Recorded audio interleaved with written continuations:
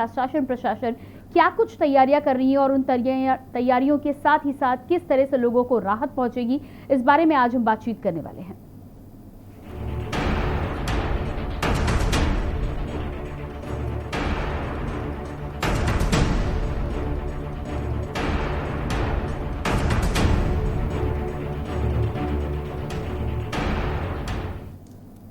तो मानसून की बारिश शुरू हो चुकी है। पहाड़ों से लेकर मैदानी इलाकों तक बारिश का असर देखने को मिल रहा है। लगातार बारिश से पहाड़ों पर नदियां उफान पर हैं। मैदानी इलाकों में पानी की प्रचंड रूप भी लगातार जारी है। ऐसे में इससे पहले हम इस पर बात करें, आपको दिखाते हैं खास रिपोर्ट।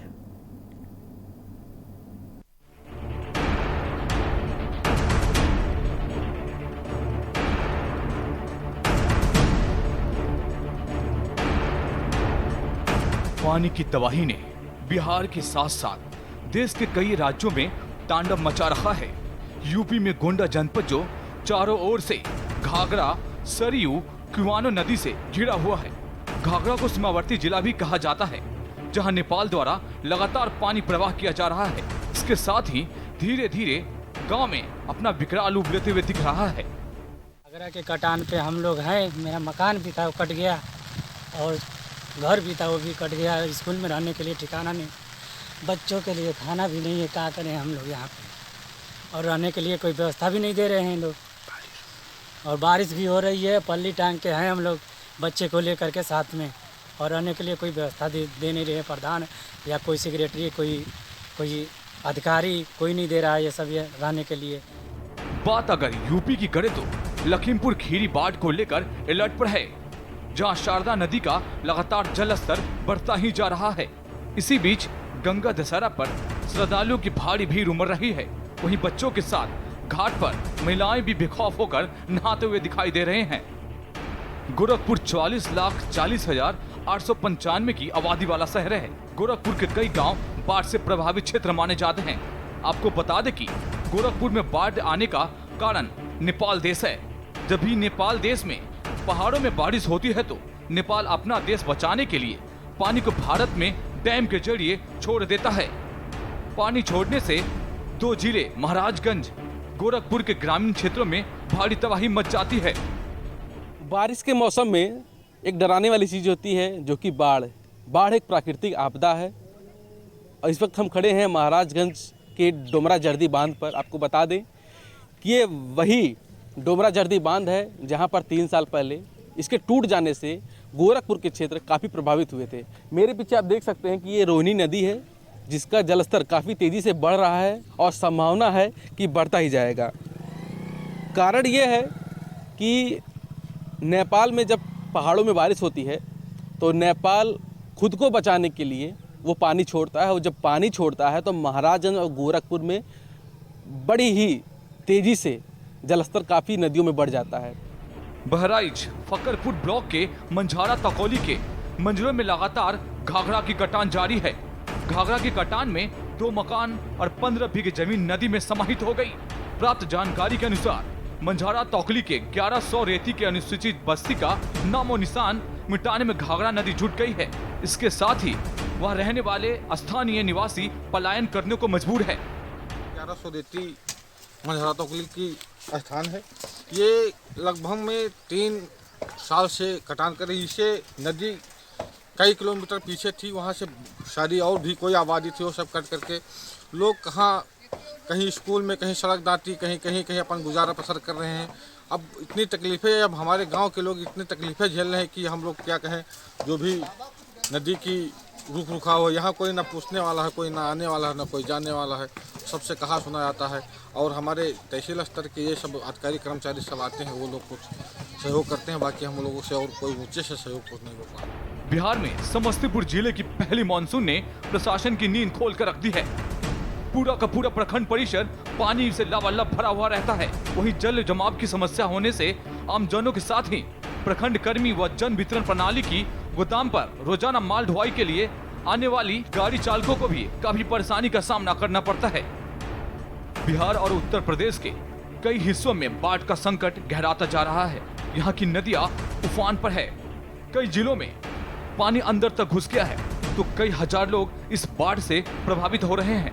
तेज बारिश की वजह से मुश्किलें दिन प्रतिदिन बढ़ती जा रही है। नदियों का बहाव इतना तेज कि गांव में पानी लगातार घुसता जा रहा है।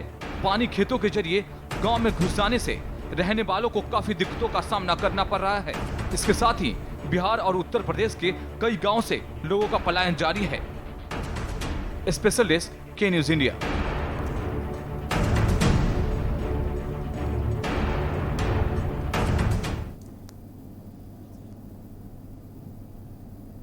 तीन दिनों से बद्रीनाथ ऋषिकेश हाईवे नरकोटा और खाखरा के बीच मलबा आने से पूरा हाईवे बंद पड़ा है, जबकि केदारनाथ हाईवे के सोनप्रयाग और नारायणकोटी में भारी बोल्डर और मलबा इकट्ठा हुआ है, जिसके कारण यहां पर राजमार्ग बाधित है। हाईवे के कई जगहों पर पुश्ते ध्वस्त हो चुके हैं। ऐसे में जिलाधिकारी मनोज गोयल ने जनपद के विभिन्न स्थानों का निरीक्षण कर स्थिति का जायजा लिया। इस दौरान उन्होंने मुख्य मोटर मार्ग के बेलनी पुल सहित भाड़ाधार नगर पालिका के ट्रेंचिंग ग्राउंड नरकोटा के समीप बंद हो रहे मोटर मार्ग व अगस्त मुनि आदि स्थानों का स्थलीय निरीक्षण किया तथा संबंधित अधिकारियों को आवश्यक दिशा निर्देश भी दिए।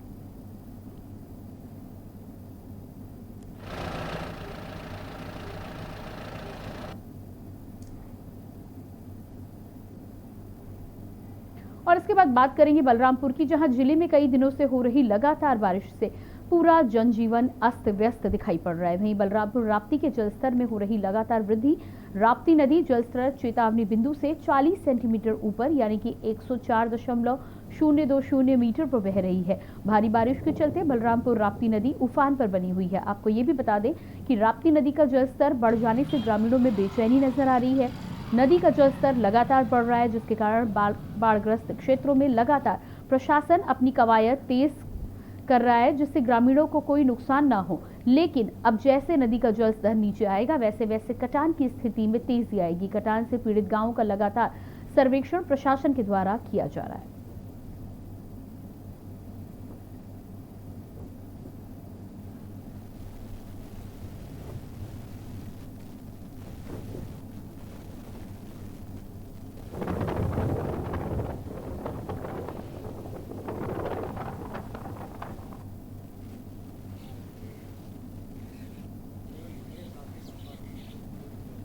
बाढ़ को लेकर शासन प्रशासन कभी कोई तैयारी नहीं करता है। जब बारिश शुरू होता है तो शासन प्रशासन जागता है।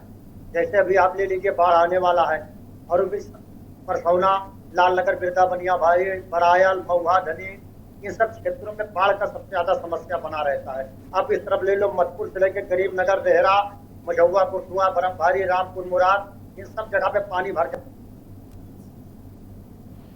तो ये आपने देखा बलरामपुर की तस्वीरें हैं। एक तरफ जहां मॉनसून में बारिश होने के चलते कई नदियों का जलस्तर बढ़ा है, चाहे हम राप्ती की बात कर लें या फिर बाकी अन्य नदियों की बात कर लें।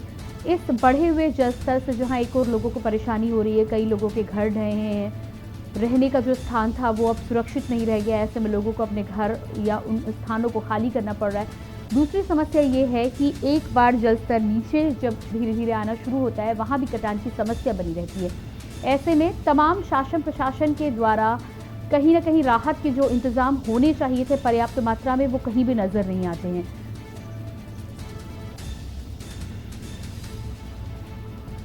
तो तमाम अलग अलग इलाकों में किस तरह की स्थिति बनी हुई है, हमारे साथ संवाददाता जुड़ेंगे। आमिर रजा संवाददाता लखीमपुर से, इसके अलावा अनुराग कुमार संवाददाता गोरखपुर से, जहीर अहमद संवाददाता बिजनौर और राजेश शुक्ला संवाददाता गोंडा से हमारे साथ बने हुए हैं।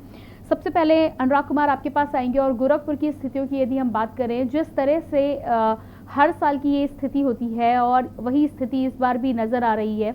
बारिश जब शुरू हो जाती है, मानसून जब अपनी दस्तक दे चुकता है, तब शासन प्रशासन को कहीं ना कहीं याद आता है कि मानसून को लेकर कुछ तैयारियां भी करनी होती हैं। ऐसे में जो तैयारियां होती हैं 10-15 दिन पहले से जो तैयारियां होती हैं वो हमेशा नाकाफी ही साबित होती हैं। क्या स्थिति गोरखपुर की बनी हुई है और क्या शासन प्रशासन इसको लेकर अब भी अलर्ट मोड पर आया है, क्योंकि स्थिति यदि बढ़ी तो खराब हो सकती है?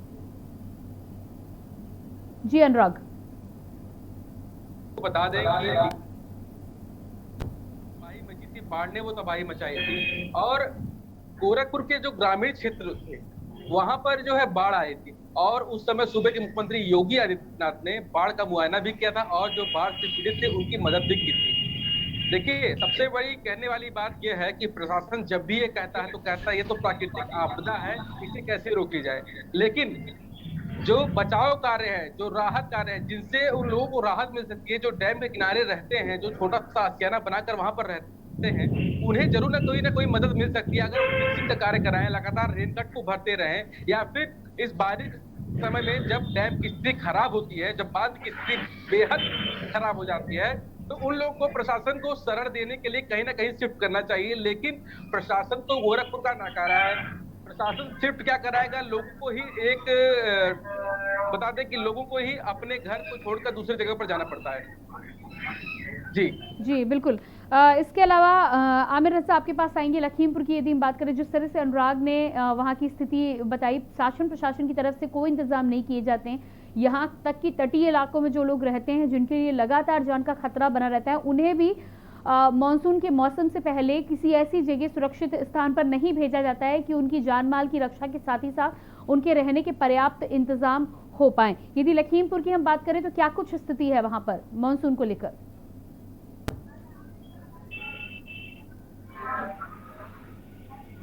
जी आमिर, आपसे अनुरोध करना चाहेंगे, एक बार अपने फोन के अनम्यूट बटन को आप चेक करें, आपकी आवाज हम तक पहुंच नहीं पा रही है।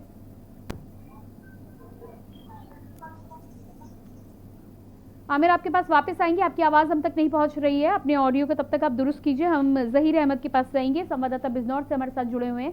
जी जहीर, बिजनौर की यदि हम बात करें तो क्या कुछ स्थिति है? मानसून जब आता है तो हर साल तमाम अधिकारियों को पता होता है कि कौन कौन सी परेशानियां आएंगी, लोगों को किस तरह की दिक्कतों का सामना करना पड़ेगा, लेकिन उससे पहले तमाम जानकारियां होने के बावजूद भी कोई इंतजाम किए नहीं जाते हैं। सब कुछ मानसून के समय तक के इंतजार के लिए रहता है और जब स्थितियां खराब होती हैं तो राहत सामग्री और राहत बचाव कार्य भी ठीक तरह से होते हुए नजर नहीं आते। क्या कहना है आपका? बिल्कुल, देखिए मैं आपको बता दूं, बिजनौर की अगर बात की जाए तो बिजनौर गंगा तटीय इलाके से जुड़ा हुआ इलाका है। लगभग उत्तराखंड से लगा हुआ पूरा जिला है। बिजनौर में गंगा जब प्रवेश करती है तो नांगल थाना क्षेत्र पड़ता है, वहां से लेकर के जलीलपुर तक यह लगभग 100 किलोमीटर का ऐसा एरिया है जहां गंगा जो है नदी अपना तांडव मचाती है। बरसात का मौसम में पहाड़ों पर बरसात लगातार हो रही है, उसके चलते गंगा नदी ने अपना जो है रौद्र रूप धारण कर रखा है और लगभग 40 से 45 गांव ऐसे हैं जो इस बाढ़ से प्रभावित हैं। पिछले 2 दिन से गंगा नदी 4 लाख से ऊपर जो है क्यूसेक पानी बह रहा है। खतरे के निशान की अगर बात की जाए तो गंगा नदी में 1 फीट खतरे से निशान से ऊपर पानी बह रहा है। प्रशासन की अगर बात की जाए तो प्रशासन लगातार कह रहा है कि हमने जो है इंतजाम कर रखे हैं, पूरा बाढ़ रेस्क्यू ऑपरेशन के लिए कोई तैयारी कर रखी है। कुछ लोग जो गंगा में फंसे हुए थे उनको भी रेस्क्यू करके प्रशासन ने और पुलिस ने मोटर के माध्यम से बाहर निकलवा जरूर लिया है। लेकिन अगर बात दावों की जाए तो दावे कहीं ना कहीं हवाई जो है उस वक्त सामने आते हैं जब ये बाढ़ का मौसम आता है और बरसात का मौसम आता है। जो लोग हैं जो गंगा खादा इलाके में रहते हैं उनका जीवन जो है वो नरक जो है बन जाता है बरसात के मौसम में। जी बिल्कुल। इसके अलावा हमारे साथ राजेश शुक्ला संवाददाता गोंडा भी बने हुए हैं। जी राजेश, आपसे भी जानकारी चाहेंगे कि गोंडा में क्या कुछ स्थिति है, क्या सरकार की तरफ से कुछ मदद वहां पर किया जाता है जब स्थितियां खराब होती हैं? साथ ही साथ जल स्तर की यदि हम बात करें तो इस समय क्या स्थिति बनी हुई है? जी आपको बताना चाहूँगा कि जनपद गोंडा में जब बारिश का मौसम आता है और जब नेपाल के पानी छोड़े जाते हैं और जब धारा नदी में जब पानी का रौद्र रूप होता है तब पानी अपना तांडव मचाता है और तब जनपद के आला अधिकारी की नींद खुलती है। तब वो ऑन स्पॉट यानी मौके पर दौड़ लगाते हैं और कागजों में तो कुछ करते हैं और लेकिन दिखावा कुछ और है। अगर मैं बता दूं तो तरफगंज तहसील की एली परसौरी और भिखारीपुर सगरौरा बंदा है जहां पर घाघरा ने अपना तांडव दिखाना अभी से शुरू कर दिया है। प्रतिवर्ष करोड़ों रुपए उस तटबंध को सही करने के लिए दिए जाते हैं शासन से, लेकिन जनपद का आला अधिकारी उस बंदे को सिर्फ बंदे का धंधा करा करके दिखाते हैं और सारे पैसे को गबन करके घोटाला कर जाते हैं। जी बिल्कुल। अनुराग, एक बार फिर से आपके पास आएंगे और जिस तरह की स्थितियां हमें तमाम जगहों से पता चल रही हैं कि अधिकारी जो होते हैं उनका अपना फायदे के लिए वो इंतजार में रहते हैं। मॉनसून को लेकर तमाम तैयारियों को लेकर सरकार की तरफ से यकीनन राशि और निधि आवंटित होती है और उसका एक प्रावधान होता है, लेकिन कहीं ना कहीं लापरवाही होती है। साथ ही साथ एक भ्रष्टाचार भी इसमें लिप्त पाया जाता है कि जो तमाम स्थितियां दिखाई जाती हैं कि यहाँ पर मरम्मत हुई है, वो मरम्मत अक्सर निम्न कोटि की जाती है, जिसकी वजह से भी वो इतनी मजबूत नहीं होती है कि जो तमाम जल स्तर है उसके बहाव को रोक सके और वहाँ की स्थितियों को सामान्य बनाए रख सके। जी बिल्कुल, आपको बता दें कि जब भरने का या रेनगट को भरने का काम आता है तो प्रशासन सिर्फ लीपा पोती में जुटा रहता है। थोड़े से काम कराकर भारी भरकम जो टेंडर का दाम रहता है वो तो वसूल लेता है, लेकिन ये प्रशासन वह नहीं जानता है कि इनके यह करने से जो ग्रामीण लोग हैं वो कितने दहशत में पड़ सकते हैं या उनकी जान कितनी जोखिम में पड़ सकती है। प्रशासन हमेशा अपनी सरकार से पीठ थपथपाने के लिए, देखिए आज ये काम नहीं कर रहे हैं, आज ये रेनकट नहीं भर रहे हैं, आज ये पिचिंग कार्य नहीं कर रहे हैं, बोल्डर नहीं लगा रहे हैं। अगर गाँव पर जो बांध होते हैं वहां पर बोल्डर लगाए जाए, पिचिंग की जाए तो काफी हद तक राहत मिल सकती है। जो पानी का फ्लो रहेगा वो थोड़ा सा धीमा रहेगा, पत्थर तक ही सीमित रहेगा और जो लोग घरों पे है उनको काफी राहत मिलेगी। लेकिन प्रशासन को अपनी पीठ थपथपाना है इस वजह से जब बाढ़ से ग्रसित हो जाएगा वो गांव, तब रेस्क्यू ऑपरेशन चला के वो लोग अपनी पीठ थपथपाएंगे और जो विकास का मॉडल है उसका उदाहरण देंगे कि हमने गोरखपुर में यह किया। लेकिन अगर वही काम आने से पहले अगर अब कर दे तो काफी राहत मिल सकती है। देखिए सरकारी योजनाओं के अंतर्गत जो गांव है जो बाढ़ पीड़ित होते हैं उनको मुआवजे के नाम पर कुछ नहीं मिलता। उन्हें जो बाढ़ से पीड़ित होते हैं उनको अपना घर छोड़कर जाना पड़ता है। जैसा कि हमने पड़ताल में बताया कि गोरखपुर के राप्ती और रोहिणी नदी, ये दो नदियां हैं गोरखपुर में जिसका जलस्तर काफी तेजी से बढ़ चुका है।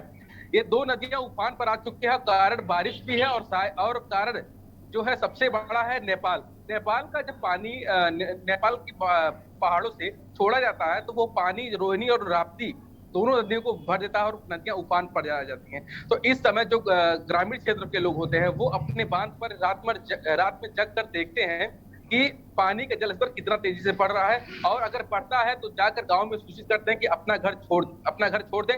और जिस तरह पड़ताल में हमने लोगों से बातचीत की, हम जान की परवाह करते हैं। ग्रामीण कह रहे हैं कि हम जान की परवाह करते हैं, हम सामान और अनाज की परवाह नहीं करते हैं। जब भी कोई जो बांध के किनारे जो लोग रहते हैं उनका आलम यह है कि वो एक गरीब तबके के लोग रहते हैं जिनके पास आशियाना बनाने के पास पैसे नहीं होते, ना कोई पक्का मकान बना सकते हैं। कच्चा मकान का कारण यह होता है कि उन्हें पता रहता है कि बारिश के समय में जब बांध टूटेंगे या बारिश जब होगी या जब नेपाल से पानी छोड़ा जाएगा तो उनको उस आशियाने को छोड़कर कहीं ना कहीं शिफ्ट होना पड़ेगा। इस वजह से वो बांध पर पक्का मकान नहीं बनाते। अब घरों में पानी भर जाने के कारण जो जरूरी सामान रहता है, जैसा कि गांव में भी टीवी और फ्रिज इस तरह की जो चीजें होती है या फिर राशन होता है, बक्से होते हैं, ड्रम होते हैं, तखत, ये सभी छोड़कर और बांध पर अपने पशुओं को लेकर शरण लेते हैं और प्रशासन इनकी मदद करने के लिए आगे नहीं आता है। लेकिन वहीं जब सीएम योगी का फरमान, जैसा कि 3 साल पहले मैंने आपको बताया कि जब गोरखपुर में बाढ़ आई थी तो सीएम योगी के फरमान के बाद प्रशासन जागा था और बोटिंग सूबे के मुख्यमंत्री योगी आदित्यनाथ ने बोट से जाकर गांव के लोगों की मदद की थी। तो हम सरकार की कार्यशैली पर सवाल नहीं उठाते, हम सवाल उन पर उठा रहे हैं जो नकारा बन चुका है। प्रशासन को अभी राहत सामग्री के तौर पर उन्हें कुछ जरूरत चीजें मुहैया करनी चाहिए, क्योंकि रास्ते बंद हो चुके हैं, सड़कें बंद हो चुकी है, गांव में हाल बद से बदतर होने वाला है और संभावना ये जताई जा रही है कि जिस तरह से अगर पानी बढ़ रहा है आगे भी बढ़ता रहा तो बाढ़ आने की संभावना ज्यादा हो जाएगी। जी बिल्कुल। आप सभी से अनुरोध है बने रहिएगा हमारे साथ। एक छोटे से ब्रेक के लिए यहाँ पर रुक रहे हैं। अपने दर्शकों को भी लगातार बता दें कि ग्राउंड रिपोर्ट में आज हम तमाम उन गाँवों का, तमाम उन जिलों का जायजा ले रहे हैं जहाँ पर मानसून के साथ ही साथ जल स्तर बढ़ने के साथ नदी के बाढ़ का खतरा बना हुआ है। ऐसे में शासन प्रशासन को क्या कुछ इंतजाम करने चाहिए, क्यों लापरवाही हो रही है, उसको लेकर हम अपने संवाददाताओं के द्वारा जायजा ले रहे हैं। पल पल की नजर आपको देंगे और साथ ही साथ खबर भी देंगे, लेकिन उससे पहले रुकेंगे एक छोटे से ब्रेक के लिए।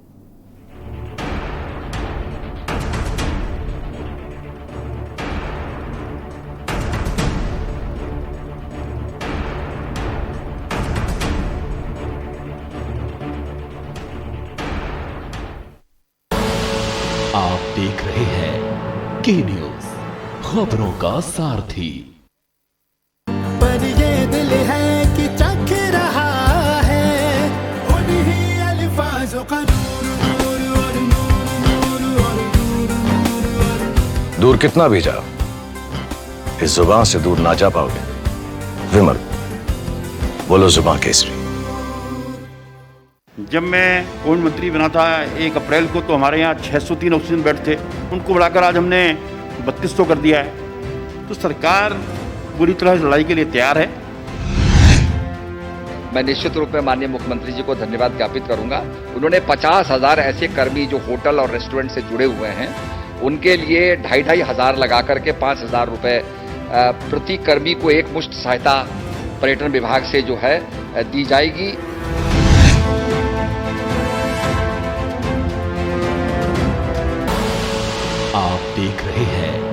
की न्यूज, खबरों का सार।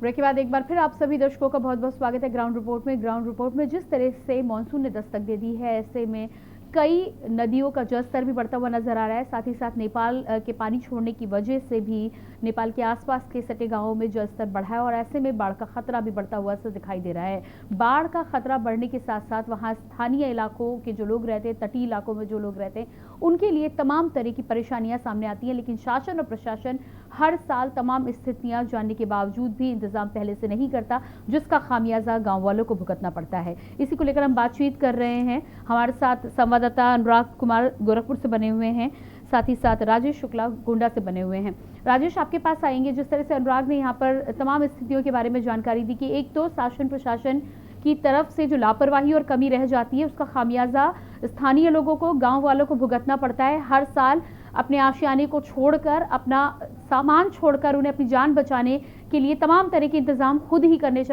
पड़ते हैं, जबकि ये तमाम इंतजाम शासन प्रशासन के द्वारा होने चाहिए। पहले से उन्हें अलर्ट किया जाना चाहिए, रहने का इंतजाम किया जाना चाहिए। ये तमाम सुविधाएं मिलती नहीं है। गोंडा की यदि हम बात करें तो क्या कुछ स्थिति है, खास तौर पर तटीय इलाकों के आसपास जो लोग रहते हैं उनके लिए क्या कुछ सुविधाएं रहती हैं, या हर साल उन्हें अपना आशियाना छोड़कर खुद ही अपने दूसरे घर की तलाश में इधर उधर भटकना पड़ता है?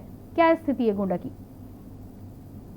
कि जनपद गोंडा के एलिंगन, चरखंडी और भिखारीपुर सकरौरा, ये दो बंधे हैं जहाँ पे घाघरा नदी का पानी अपना टांडो मचाता है। और अगर हम राहत की बात करें तो राहत सिर्फ कागजों में दिखावा बन के रह गया है। इस समय घाघरा नदी का जलस्तर इन क्षेत्रों में बहुत ज्यादा बढ़ा है और लोग अपना घर और आशियाना छोड़ करके ऊंचे स्थान पर जा करके शरण लेकर के किसी तरह अपना जीवन यापन कर रहे हैं। और अगर राहत की बात करें और राहत सामग्री की, तो वो सिर्फ एक कागजों में दिखावा है। जनपद के आला अधिकारी सिर्फ अपने ऑफिसों में बैठ करके सिर्फ खाना पूर्ति कर रहे हैं और जमीनी स्तर पर न तो जा करके राहत सामग्री वितरण के बारे में कोई जानकारी या वितरण कराने के लिए प्रयास कर रहे हैं। और अगर बात करूं तो इस प्रकार के भिखारीपुर सकरौरा और एलिंगन चरखंडी, जैसे कि मतलब करमगंज तहसील के अंतर्गत ये आते हैं, जहाँ पे लोग परेशान हताश होकर के किसी तरह अपना जीवन यापन परिवार के साथ कर रहे हैं। और अगर राहत सामग्री, तो जनपद में जितने भी प्रशासन से राहत सामग्री के नाम पे फंड आते हैं, वो सिर्फ कागजों में दिखावा बनकर रह जाता है और अधिकारी और जो ठेकेदार हैं वो आपस में बांटकर बंदरबाट कर लेते हैं।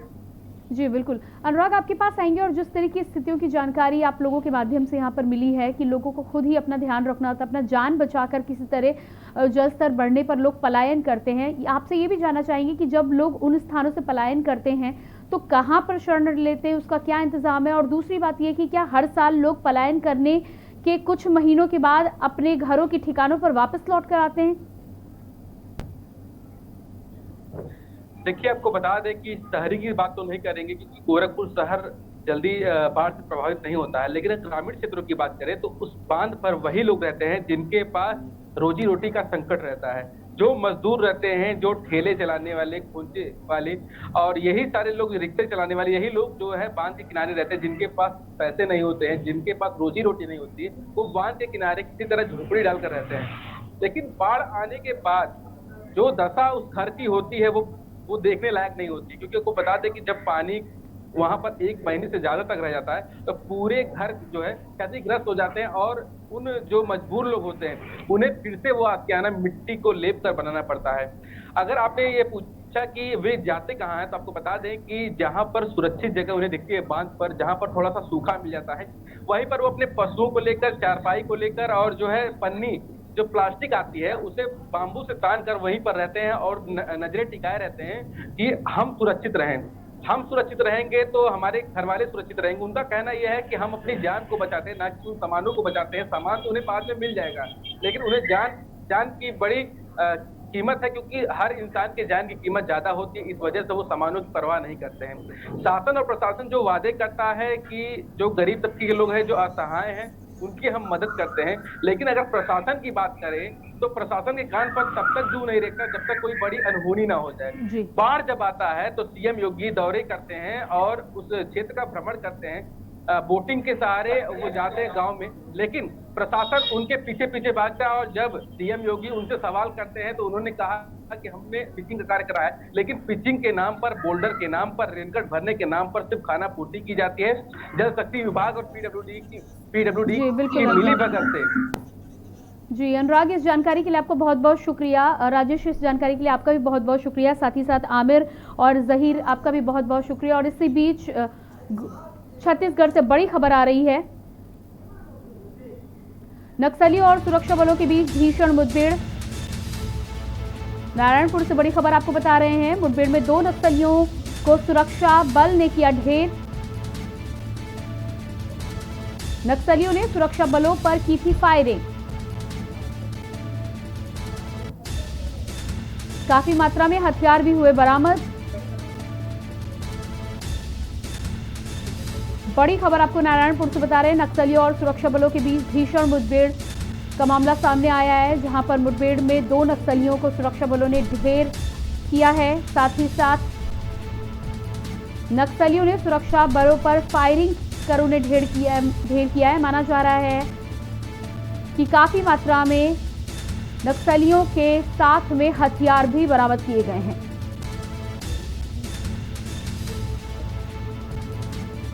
नारायणपुर से बड़ी खबर आ रही है। सुरक्षा बलों और नक्सलियों में मुठभेड़ का मामला सामने आया है, जिसमें 2 नक्सलियों को सुरक्षा बलों ने ढेर किया है।